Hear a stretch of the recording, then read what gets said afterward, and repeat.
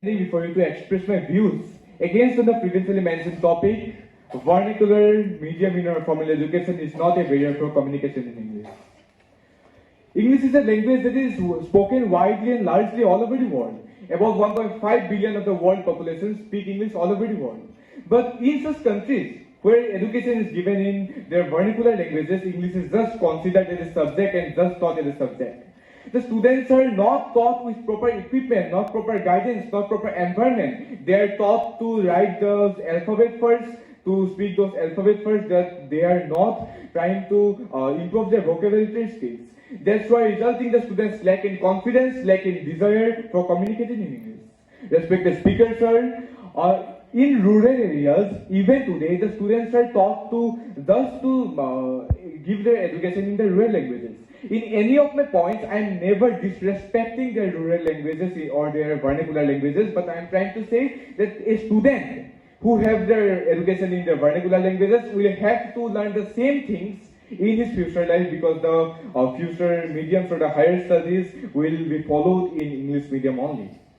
And respected speakers, let me give an example to my ward opponents about Rubel Maud, who was a very brilliant student since his childhood, who could do the 10th numerical when he was in class 6. But what was the problem that he faced? He wrote by himself in his autobiography that the problem he faced was communication in English, being a student of vernacular medium school. He used to read and memorize each and every meaning of English word when he got a fellowship to study in America. And in these competitive days, in this competitive world, you can't do so. You can't waste your 6 months straight, that is like a semester now, and doing and memorizing those words. The students who had their previous education in English will leave you there and they will achieve their goals first.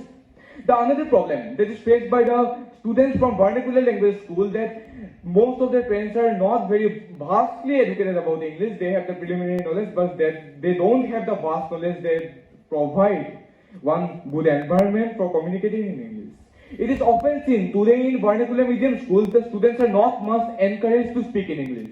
Inside or outside the classroom, inside or outside the regions, with the native speakers who do their daily source in only their regional languages. It is still seen today that if a student who is studying in his vernacular medium school are very afraid of raising a question to a person who is very fluent in English.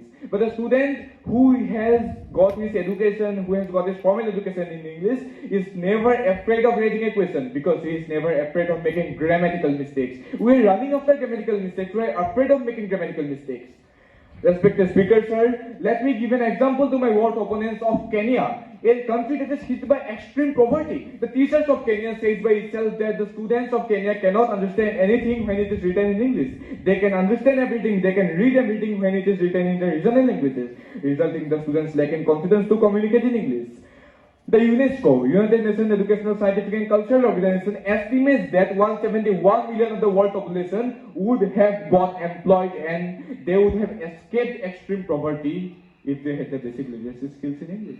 So being in a country like India, which is hit by extreme poverty, where the employment rate is so low, we have to go outside to study. We have to go outside for our employment. We have to go outside for our establishment. And where English is a very more vastly populated language, you have to be fluent in English. And as to gather that knowledge, you have to continue your formal education in English. Let me remind my opponents about the Constitutional Act 343, about the Official Language Act 900.